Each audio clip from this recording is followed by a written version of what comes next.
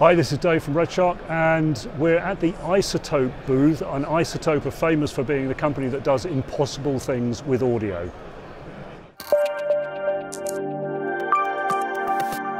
Red Shark News at NAB 2018 is brought to you by Adamus, Unlock Creativity,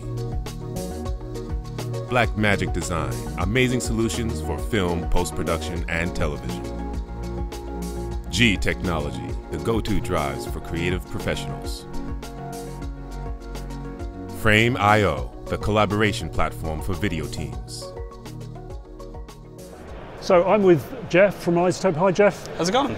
Really good. I'm looking forward to this demonstration. We're going to see a few features in RX6. It's been out for a year, but there's still stuff that we're uncovering, and what we're going to see is really fascinating. So I'll leave it to you to show us. Thank you. Yeah, so I mean, RX has been around for a little while, and some of the features I'm going to show you have also been around, but I think the workflow is one that people don't normally think of. So by that I mean people are used to taking things away with RX, right? Yep. A dog is barking in the background, Yep. Let's get rid of it, get that clean dialogue up. Yes. But sometimes people use RX in a very novel way, like in this case where we have a example from a documentary where the director wanted a very specific part of the audio to come up front. In this case, it's a flute. So it's a music documentary, and the director said, I love the flute that goes right before the title sequence, but it's too quiet. Can we bring it up? And our friend and editor, David Barber, who gave us this example, did the impossible, shared it with us, and I said I have to show people what we're doing here. So I'll just move over to the computer. So just to give you context for what we're going to see here, it's a music documentary. We're in Pro Tools. We have the video file. We have the audio file here of the dialogue and the music bed at the bottom. It looks and sounds like this. So we're going to be coming up to this flute section here right after the dialogue, and the title sequence comes into view. So there's a little flute that leads right into the title. The director wanted it a little louder, so to do that, I'm going to close the video. I'm going to go and use RX Connect. So I'm going to shuttle audio out of out of Pro Tools into RX and then bring it back. To do that, I'm going to select the audio, go to Audio Suite, Noise Reduction, RX6 Connect, there it is. I'm going to press Send, and now we're going to be working in the standalone view of RX. So this is the spectrogram, what people are probably used to seeing. Actually, what they might be used to seeing even more is the waveform display. Here we have more information when we go to the spectrogram, and more information like what that flute looks like. Now I know what it looks like because I've used this example a lot, but it's right here along the bottom. So we have this passage here, and then it goes up a little bit, and then we have all this program material that's the big title. So if I play it here,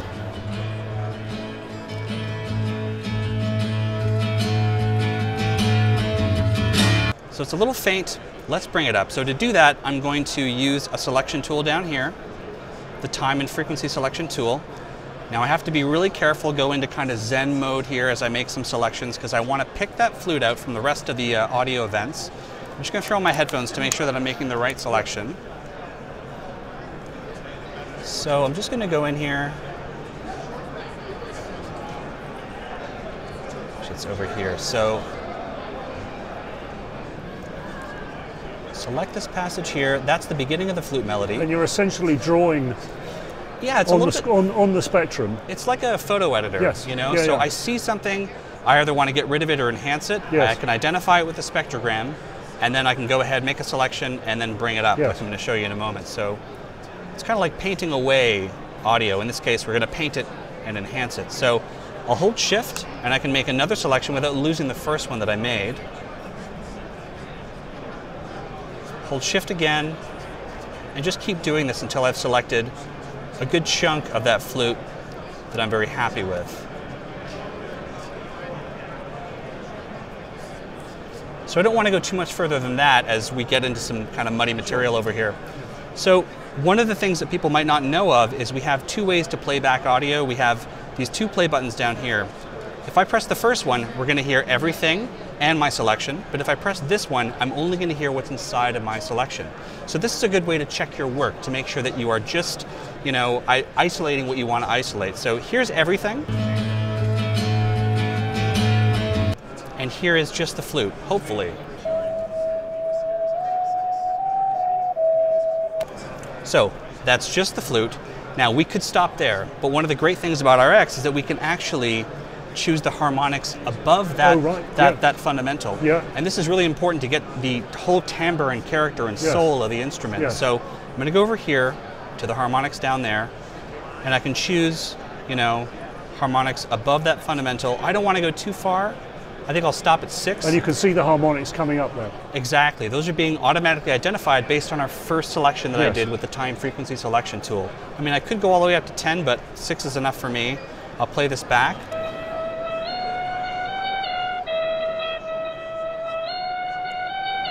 So from here, the director's note was make the flute and just that flute louder. So to do that, again, we're talking about some of these modules that might have been around for a couple of iterations of RX, but people might not have known about them.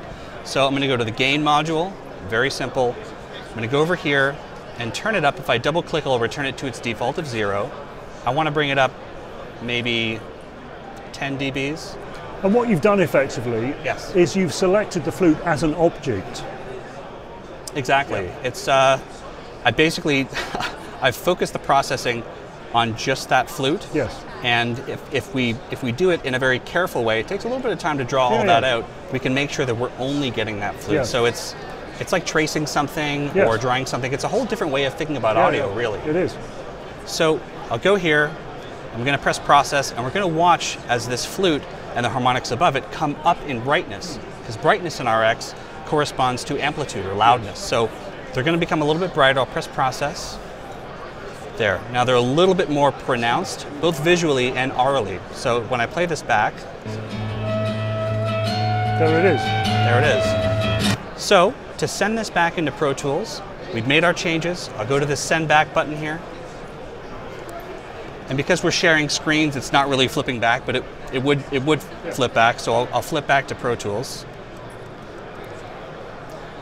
And it's telling me, do you want to commit the changes? So I'll render them. One click, and then we go back. If I bring my video back up, we have that flute, just as the director asked, nice and loud, right before we sort of take it home and go into the title sequence. Fantastic. Yeah. So RX is great for taking stuff away, but it's also great for making the most of what's already there in a very specific kind of granular way. Yeah. That's the magic of RX6. Brilliant. Jeff, thanks ever so much. Thank really you. interesting. Yeah.